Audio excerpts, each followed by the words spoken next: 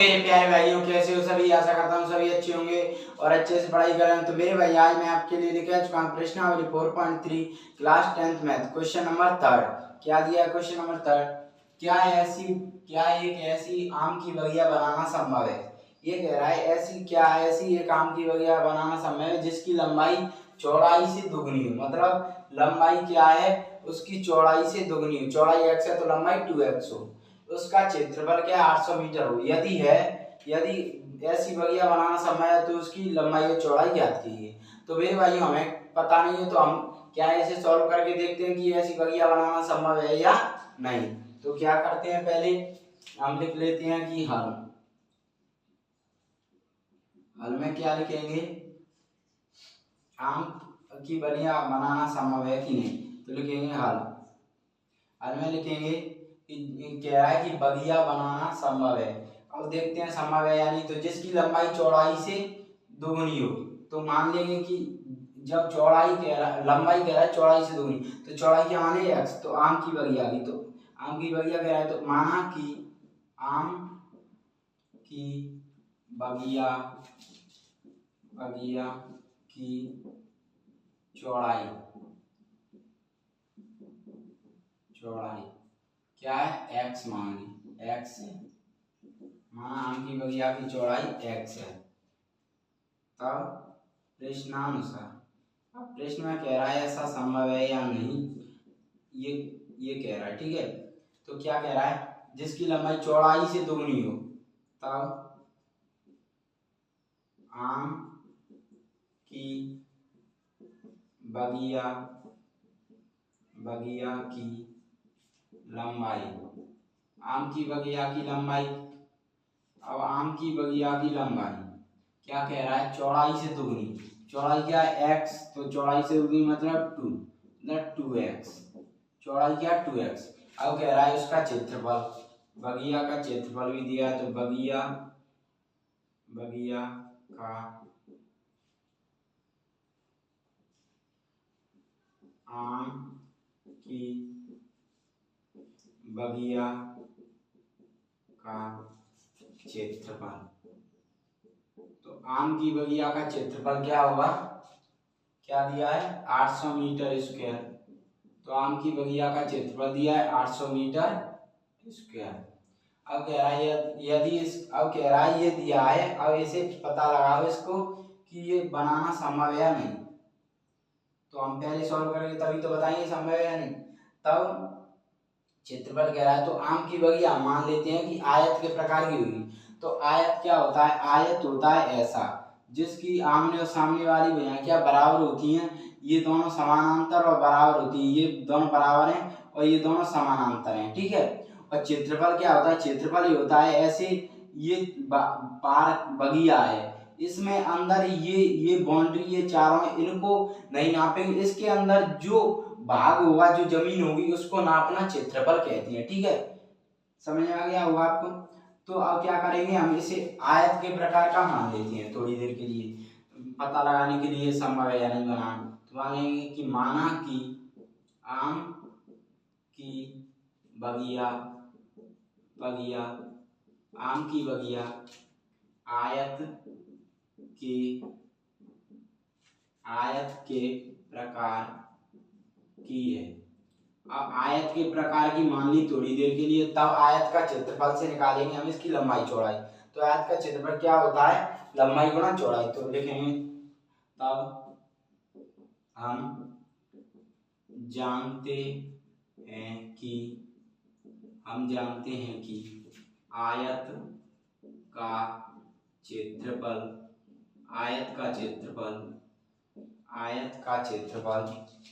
क्या होगा, लंबाई गुणा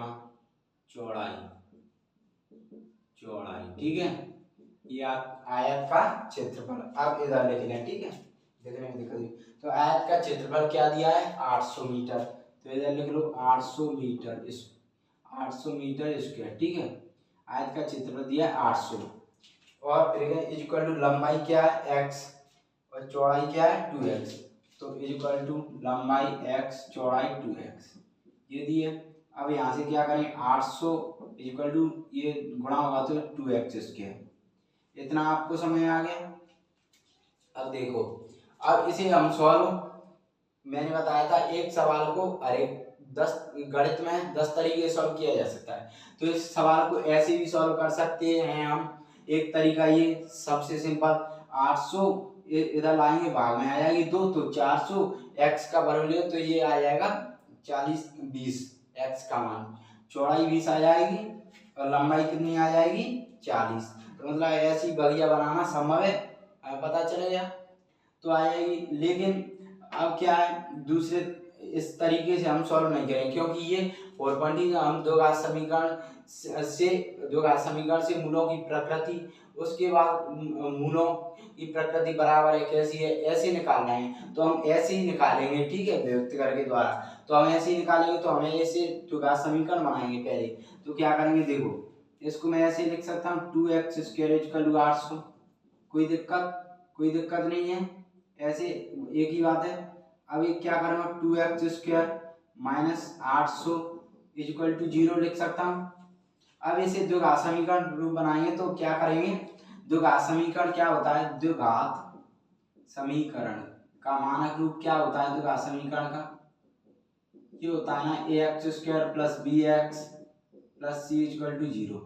तो मैंने इसलिए 0 किया, तो प्लस bx होता है ना, तो अब इसमें क्या है, c है, bx नहीं है, तो bx कुछ नहीं है, तो bx में यहाँ पर 0 मांगू, 0 × x ऐसे लिख सकता हूँ, कोई दिक्कत, क्योंकि इसका गुणा करूँगा तो 0 ही आ गई, मतलब कोई दिक्कत नहीं है लिखने में, क्योंकि यहाँ पे कोई फर्क नहीं पड़ेगा, चीज तो वही रहेगी। तो ऐसे लिख सकते हैं हम इसको 2x² + 0 × x - 800।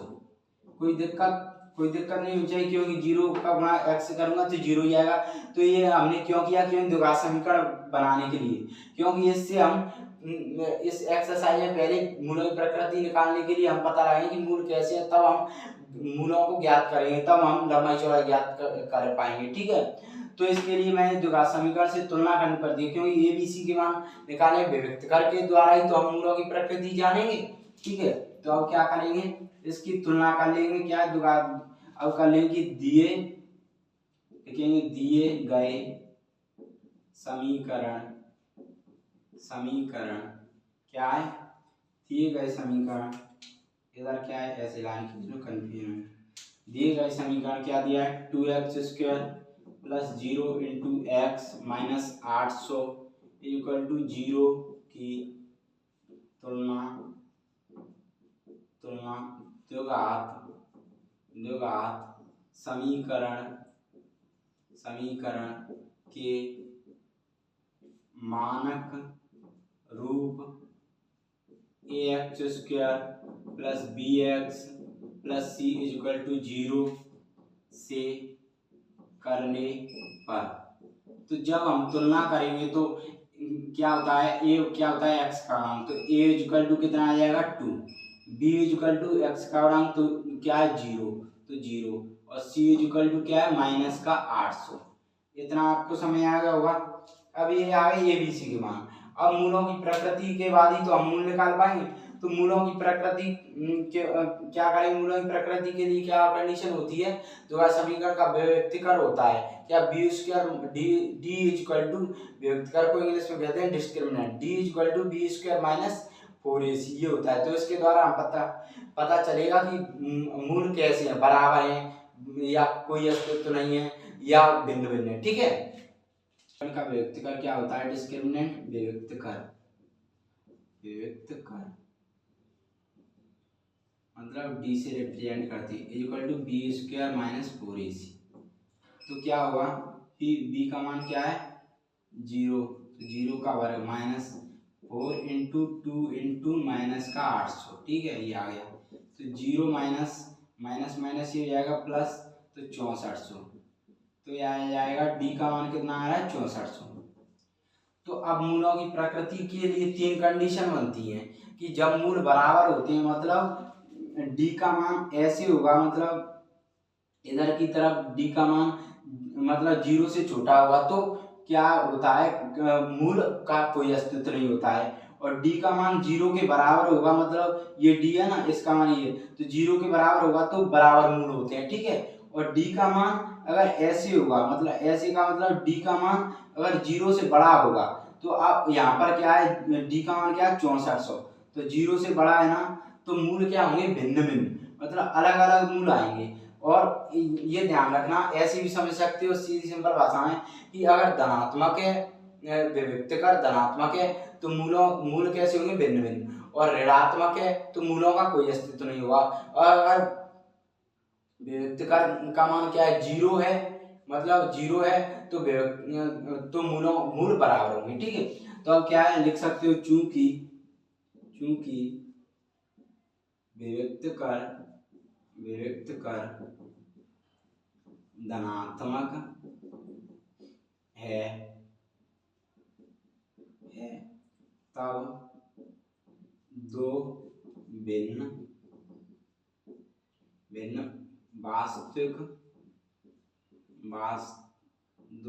वास्तविक मूल होंगे, ठीक है, दो वास्तविक मूल होंगे। और इसके लिए कंडीशन भी लिख लो, b² minus 4ac greater than 0। तो ये 0 से बड़ा है ना इसका मान, ये b² माइनस 4ac तो डी का मान, तो 0 से बड़ा है तो ये भिन्न भिन्न है इसलिए, ठीक है। ये कंडीशन आपको समझाने के लिए लिख दी मैंने। तो सूत्र क्या होता है, जब भिन्न भिन्न होते हैं तो सूत्र होता है तब दो भिन्न वास्तविक मूल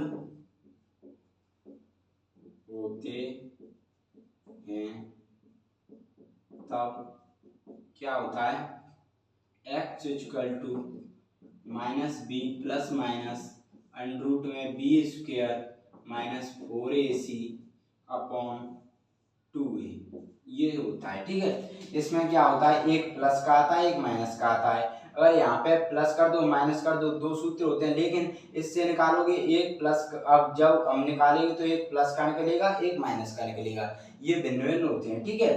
क्या करेंगे मेरे भाई, यहाँ पर वैल्यूज रख लो, तो क्या करेंगे, माइनस बी का मान क्या है 0 प्लस माइनस √ में b² मतलब 0 का स्क्वायर माइनस 4, a का मान 2 इंटू c का मान माइनस 800, ये हो गया, अपॉन में क्या आ गया 2a का मान 2 इक्वल टू, अब यहाँ से क्या आ जाएगा, ये आ जाएगा 0 प्लस माइनस से कोई फर्क नहीं पड़ता, 0 होता है तो 0 माइनस ये प्लस का कितना है 4 दूनी 8 6400 अपॉन ये हो जाएगा 4, ठीक है। अब यहाँ से क्या करेंगे, 0 प्लस माइनस √ में 6400 अपॉन 4, ठीक है, 6400 अपॉन 4। अब क्या होगा, यहाँ से 6400 को रूट से बाहर निकालेंगे तो 6400 का एलसीएम लेंगे, तो 6400 का एलसीएम ले लो, तो 2 3 6 2 दूनी 4 2 एकम 2 2 3 6 2 दूनी 4 2 एकम 2 2 छंग 12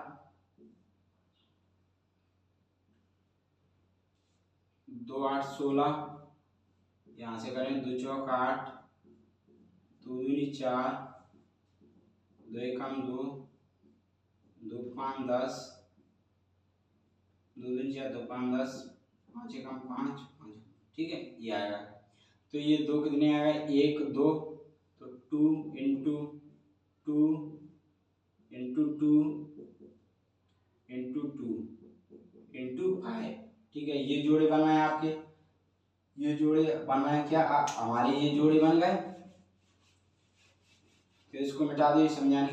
तो कितना आया 2 दूनी 4 4 दूनी 8 8 दूनी 16 16 पंजे 2 4 दूनी 8 दूनी 16 पंजे 80 आ रहा है, ठीक है, वर्गमूल। तो ये आ जाएगा, ये रूट से बाहर निकलेगा तो कितना आ जाएगा, प्लस 0 से कोई फर्क नहीं पड़ता, मैंने बताया चिन्ह, तो 0 को हटा दो, प्लस माइनस ये आ जाएगा बाहर निकल के 80 अपॉन 4, अब ये मान निकल के आए। अब मैंने बताया था एक प्लस का लेंगे एक माइनस का लेंगे, तब एक लिख लो, दो भिन्न मूल है तो एक भिन्न मूल धनात्मक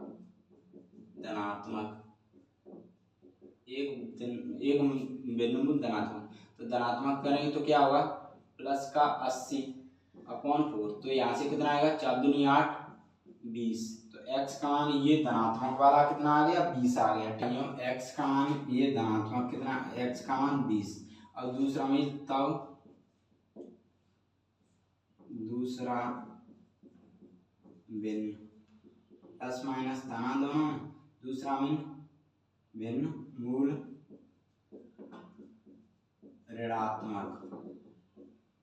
ऋणात्मक है, एक प्लस का एक माइनस का, तो ऋणात्मक है, तो x इक्वल टू माइनस का 80/4, तो आ जाएगा x इक्वल टू 20 माइनस का 20।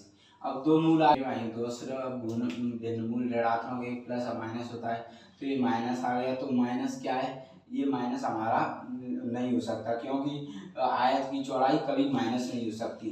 तो क्या लिखेंगे, चूंकि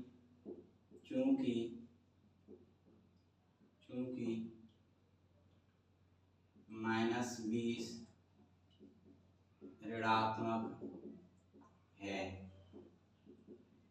तब ये मान संभव नहीं है, ये मान संभव नहीं है, क्योंकि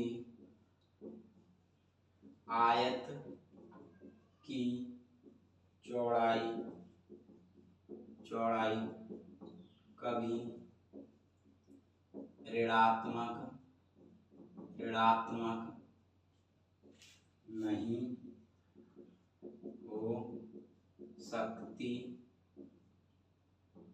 ऋणात्मक नहीं हो सकती, है।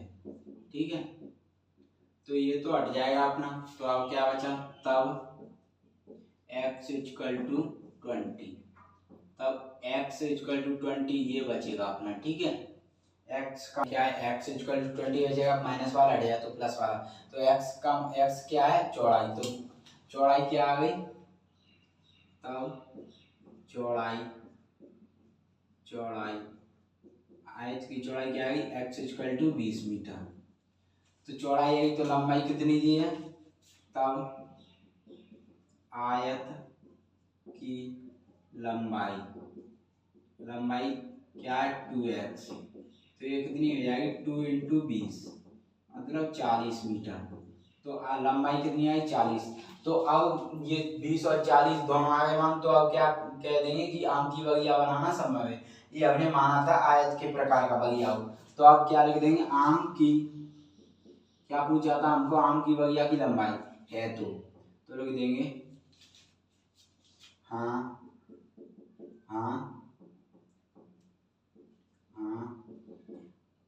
ऐसी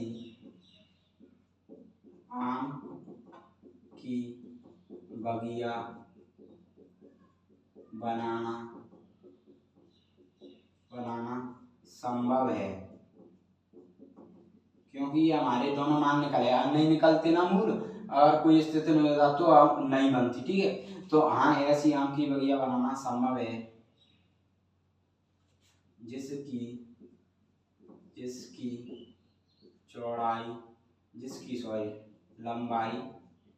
लंबाई चौड़ाई से दोगुनी हो और उसका क्षेत्रफल 800 मीटर स्क्वायर हो। ठीक है, तब अब क्या पूछा है, आम की बगिया की लंबाई, तब आम की बगिया की लंबाई कितनी है, लंबाई 40 मीटर तथा चौड़ाई, आम की बगिया की चौड़ाई 20 मीटर है। ठीक है, ये हमने सॉल्व कर लिया। तो मेरे भाइयों इसमें टाइम लगा है क्योंकि क्वेश्चन बड़ा हो गया, लेकिन भाई मेरे भाइयों इसको हम वैसे ही सरल कर सकते हैं, सरल रूप में इस रूट निकाल के शुरू में ही। लेकिन मेरे भाइयों हमको 4.3 द्विघात समीकरण से मूलों की प्रकृति से निकाल के व्यक्त कर द्वारा निकाल के तब ऐसे कराया है, तो हम 4.3 के हिसाब से करेंगे। और आपके पेपर में आता है तो कोई भी कुछ भी नहीं दिया हो उसमें कि ऐसे उसके हिसाब से मतलब कोई सी विधि नहीं दी हो कि द्विघात समीकरण के द्वारा ऐसे मूलों की प्रकृति ऐसे नहीं लिखा हो, तो आप उस वाले तरीके से ही करना सॉल्व, जिससे तरीका अच्छा लगा। इस हमने इसलिए किया है क्योंकि 4.3 में ऐसे दिया है मूलों की प्रकृति जान के फिर मूल निकाल के, ठीक है, इसलिए हमने किया है। तो मेरे भाई अगर क्वेश्चन समझ आया तो वीडियो को लाइक करना, शेयर करना, कमेंट करना और चैनल को सब्सक्राइब करना ना भूलना। धन्यवाद, थैंक यू।